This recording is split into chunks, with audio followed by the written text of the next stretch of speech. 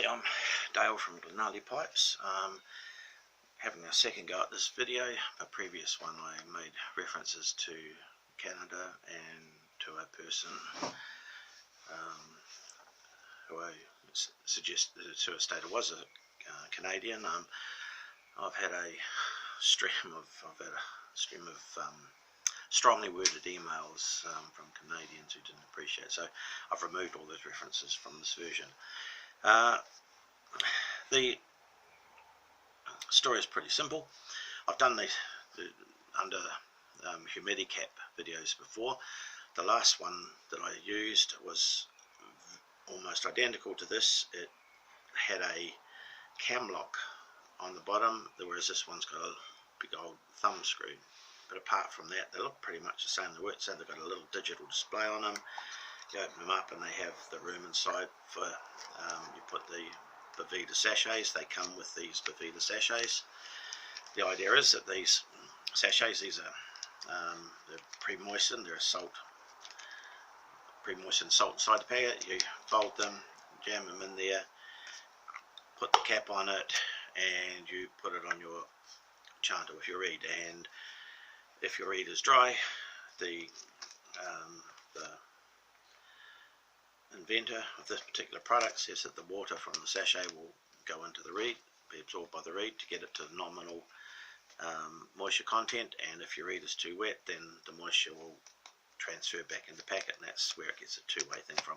So that's why I'm doing this one, is because on a recent posting on the larger GHB bagpipe forums, there was this article was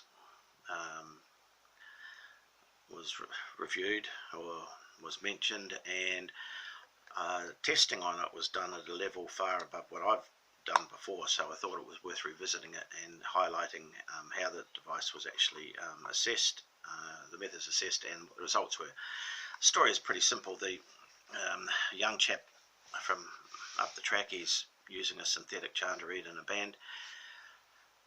Been doing so for a year or two, and then Pipe Major found out he was using a synthetic reed and says, "No, you've got to use cane." So he had to swap over to cane. Now, although there were no problems with the synthetic reed that were identified, the Pipe Major has that delegation, and quite often they'll do that in the name of consistency and whatever, and also because of their level of understanding and able to control situations. So while it seems a little bit hard, it's a fairly normal thing to happen. So Pipe Major, he just calls the shots. Anyway, so the young fella, he was pushed over to cane, and he couldn't get it to work. Unlike the synthetic reed, the cane reed has to be blown in. So it starts off hard, higher pitch, and as you blow it in, it absorbs moisture, the blades become heavy, pitch goes down, and the pressure goes down. And that can take, 10, 15, 20 minutes depending on the reed and the piper. So he tried to persist with it, but even when the reed had normalized with moisture, got down to nominal moisture, got up to its nominal moisture content, the reed was still too hard, and he still had issues with it. The closing pressure for his drones, he was having issues with that. So in the end, he wanted to stay in the band, so he decided to see if there was any way of sorting it out. So he went online and he saw this device. Now this particular one is the one he used, and that's why it was sent to me. It's the genuinetoneprotector.com. It's brand name. Like I say, this one's got a big old thumb screw, whereas the other one had the cam lock on it. So the young fella he had a look at it. The product it says a lot of things. It says make them sound better, make his tone stable all the time. Doesn't matter what country he's in, what time of the year, what temperature, and whatever, it'll always be the same. Yeah, I'm paraphrasing, but if you go to the website, you'll see it basically says that it'll maintain your reed at the nominal moisture content. It'll always instantly be ready at the correct pitch and whatever. So there's a lot going on there. You'd have to read it yourself. But I say paraphrasing, that's what it says. So he thought it sounded pretty good. He went online and he saw that it had been endorsed by several pipers on the Tone Protector website, endorsed the product, and it had a award from Pipes and Drums, which is probably the biggest bagpipe publication around, and it gave it the Product of the Decade award. That's a pretty significant award. So anyway, the young fella, he went out, he bought the Tone Protector, and he also bought the Tone Protector reed case, which also uses the Bavidia sachets. And how it works is that the case, you put your reeds in the case, you put in the Bavidia sachets, and the water from the sachets leaches out into your reeds and keeps your reeds up at the nominal moisture content, so you can just take them straight out of the case and play them, and so that everything's right, and that's why it gets the name Tone Protector, I guess. Anyway, so he bought it, he used it, and he couldn't get it to work. It didn't. His reeds still took just as long to play in, and the reeds in this case didn't absorb any moisture. They still took just as long to play in. So he persisted with a bit. His pipe major says, well, you've been duped. He says you've been diddled on that thing. It won't do what the claims say, so you're just going to have to go back to doing it the hard way. Unperturbed, he was told to log on to or go to one of the forums, which he did. He went to one of the largest GHB forums, and he asked some questions there, how to get it to work. He said it wasn't working, and how it worked. He really got crickets here. I read some of it. He got some subjective opinions, but nothing that really addresses issues. So not to be perturbed, he decided to take it to the science department. He said the science department. I'm assuming he's from university, because he uses the term grad student and the PhD. Universities, each university departments sections will have a resident PhD to doing review and assessment, stuff like that. So I'm guessing it was university, but I can't say that for sure. So anyway, so he took his device over to the university, then showed it to the PhD and asked if there's any way they could just do a test and find out what was working. The PhD had a look at it, had a look at the blurb, and says, well, it's not going to work, can't work, won't work. It's a totally passive device, and it's not going to do what the claims say. The young fella wasn't too put off, and he pointed out that this has had, endorsements from some pretty big names. So the PhD relented and handed it over to a grad student, and got the grad student to do the assessment of it, and that's where we're up to with this. And these are the results of the testing. Now, he took his cap over, the sachets, brand new sachets that came with it. He took over Chandam. He took over a reed that had been blown in, and he had that reed in a sealed specimen tube, and he took over a brand new reed that hadn't been played in, brand new dry reed, and a sealed specimen tube, and gave that to the grad student who was doing the assessment. Now, the first thing the grad student pointed out was that the sachets, they were rated at 84%, and she said, well, at what? 84% what? So they look at the website, and it's 84% RH, as this person, as the inventor states in his videos. They talk everything in RH, relative humidity. Now, she says, well, you can't do that. You can't use relative humidity to determine moisture content of a reed. She says it's the wrong unit of measure. I mean, understandable, and it probably is. The other thing she said that she noted is that, well, she measured the surface area, because she believed the surface area of the sachet was going to be important for any transfer to happen. And she noted that if it's folded in half and jammed in here and down in these little tight little slots, she says, they worked out that the surface area is reduced down to a third. She says, well, that's going to seriously nobble any potential of it working. The other thing that she noted was that neither Bavidia on their website or on the Tone Protector website did they give any working volume for the sachets. So in other words, is one sachet good for like 100 cc's or 200 cc's or a litre or whatever? There was no technical data at all on any site to tell you how. So they just assumed that because this would fit, if you folded it and jammed in, you could fit 2 in there. So they just worked out that that's probably the ideal volume for 2 sachets. The test was done. She got the reed, the reed that was supplied at nominal moisture content, and She weighed it and measured the moisture content, which is something I didn't have the facilities to weigh it. I don't have accurate facilities to weigh it, but anyway, they did. And then she then placed the reed, assembled the reed, put it in, and put the chanter and reed in situ, and they did test it for 72 hours. I don't know why 72 hours, but that's what they worked out, 72 hours for some reason. So after 72 hours, they took the reed out, they re-weighed it, and re-measured it for moisture. Now, when it went in at 1,380.93 milligrams in weight and 31% moisture content. When it came out at 1257.03 milligrams at 17% moisture. So clearly the reed did not maintain its nominal moisture content. That was the first thing that came out. In fact, it's not much better than not being in a container at all. And I would suggest that if you put that just on a fully sealed reed cap, it'd probably hold just as much moisture as it did with this thing. But anyway, that was the result of that. Now they then put the dry reed in it, in the chanter, put that in the tone protector. 72 hours later, pulled it out. The dry reed weighed 1247.09 milligrams at 13% moisture. When it came out after 72 hours, it was at 1250.61 milligrams and 14% moisture.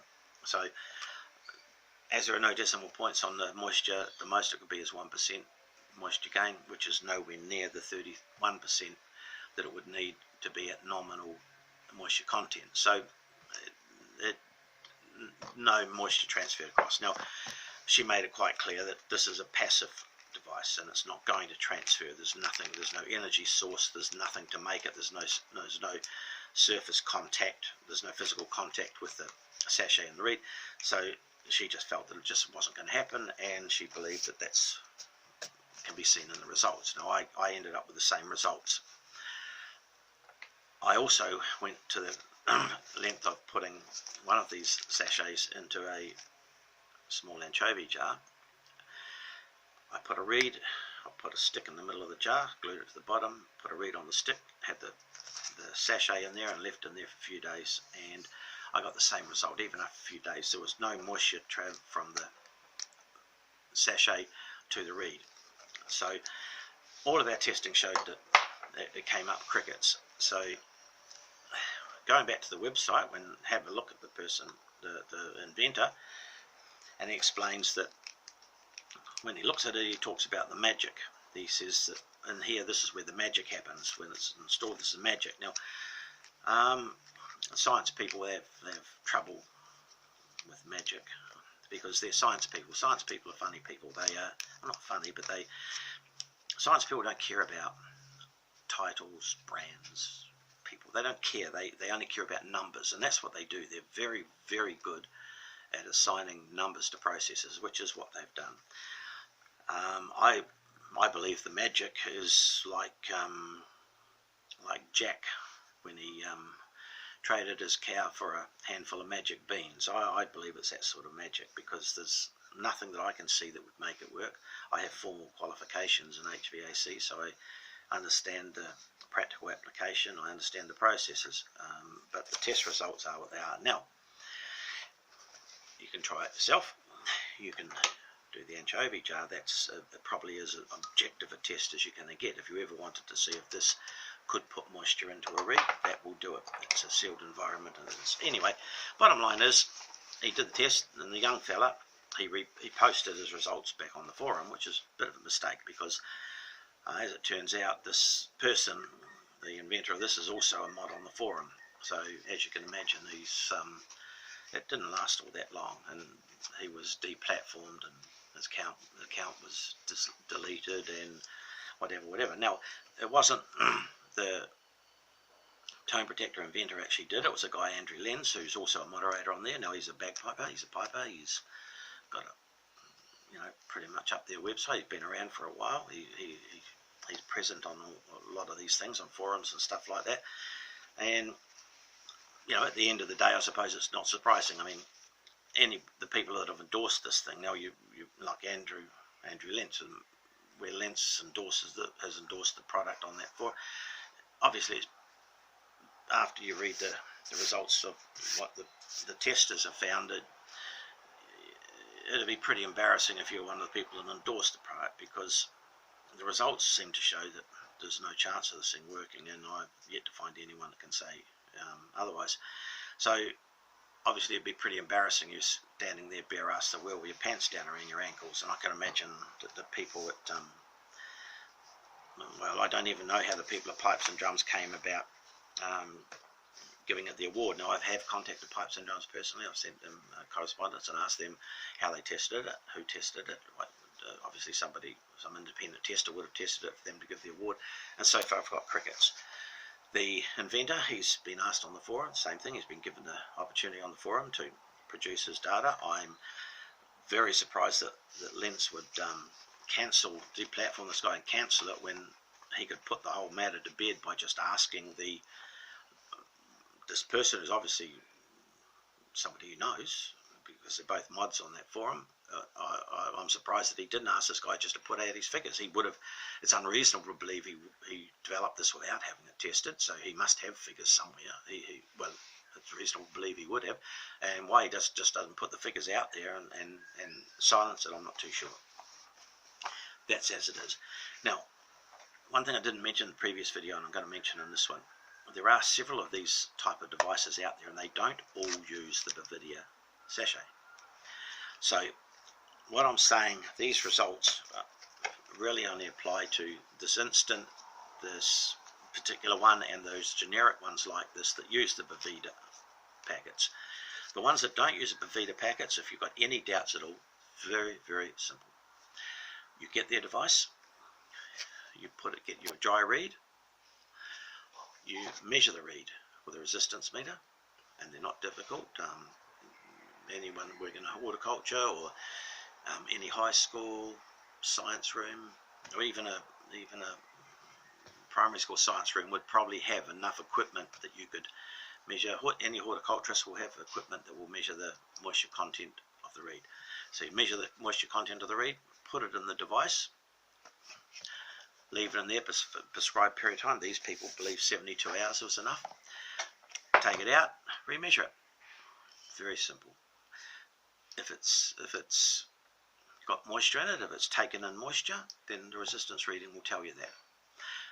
In the same light, you get your read after you've blown it in and it's nice and stable. You put it in the non-Bavida type cap, leave it in there for a prescribed period of time, measure it before it goes in, measure it to make sure it's at nominal moisture content, and it'll be sort of anywhere between 25 and 30 odd %, depending on the hardness of the cane. And then leave a prescribed period of time, pull it out, remeasure it, and you'll find out if it's maintaining the level of moisture, and then you'll know whether the device is actually living up to whatever expectations they make. Some people claim it just helps, which is fine, it may help, but in that case just a normal reed cover, a sealed reed cover would help. So to go out and buy like this $150, $160 for this, when it really can't be demonstrated that it does anything. Now, once again, all the people involved have been given opportunities to put the information forward. I'm giving the results, I'm giving my view based on the results that we've had. Now, why would it matter to me at all? The issue is, I think that anything like this, if it goes out there and it doesn't work, it's making people believe that it's going to help them. I think that's a blight on the GHB bagpiping fraternity. That's my view. I think it's a blight on the craft, because I provide synthetic reeds. I make and provide synthetic reeds to pipers. I don't do it to mainstream pipers. I try and avoid the mainstream pipers. I think mainstream pipers deserve to be playing with cane reeds, with all the idiosyncrasies and all the warm-up process and that, because it's probably the only way those people are going to develop any reed skills is to have to deal with cane. For those that have already dealt with cane, most of my clients are elderly people, elderly clients that can no longer have the strength or stamina to deal with cane. They still want to play their pipes, so they bring their pipes to me, and I completely reconfigure their pipes to play at whatever pressures and the range that they can play in. I make them so that they'll play as gentle as what they need them to play it. The pipers keep playing, keep piping. It's good for the craft, it's good for the pipers, it's good for everyone. Now, the problem is that some of those pipers, older pipers, they see these devices and they see the endorsements and they think, well, so many endorsements, must be a really good product, and they'll buy them, and they'll come over to me and they'll say, well, look, I've got one of these, it doesn't seem to be working. Now, the problem with that is that it's just as embarrassing, just as awkward for me to have to tell them that they've been duped as it is for them to hear that they've been duped. Now, I think they've been duped, that's my opinion, based on all the tests I've done. I have not found anybody anywhere that can provide me any data to demonstrate that any of these devices do actually maintain the moisture content of the reed, or do in fact bring a dry reed up to nominal moisture content. We've got all the claims, heard all the rhetoric, read all the rhetoric, but at the end of the day, the science is what the science is, and so far there is no science is supporting any of these claims. So I end up with clients that and some of them get quite embarrassed with the thought that they've been duped. I've had a couple that have just never returned. They just felt, they were just that embarrassed that they just felt that out of sorts that they didn't come back. They set them up once and they'll go and see somebody else to try and get things, and they've actually said that they just didn't want to come back. So bottom line is, these are the results. Everybody, all the people with a dog in the fight have been given a chance to put their figures forward, and so far we've got crickets. My suggestion, what I believe, and I firmly believe, rather than buy a gimmick, buy tutorial. The money you could spend on this would probably buy you 2 or 3 hours of tutorial with a decent tutor, and a decent tutor would very, very quickly work out where your problems lie. Now, I'm not saying that they can fix them in a hurry, but at least they'll be able to identify them. And paying for a tutor, that's money well spent. That's money that lasts a lifetime. Buying gimmicks with the belief that they're going to work will only last until you realise that they don't. You've done your dough and you've got a handful of nothing. So, if you've got any doubts, you can do the test yourself. It's very, very simple. Anything about these devices is all about moisture. It's about conditioning the reed, and it's about moisture, so that means it's absolutely measurable, as the science people pointed out. And if I end up with any data from anybody that actually establishes that they work, anyone with independent science-based testing that demonstrates they work, I will certainly post it. Thanks for watching.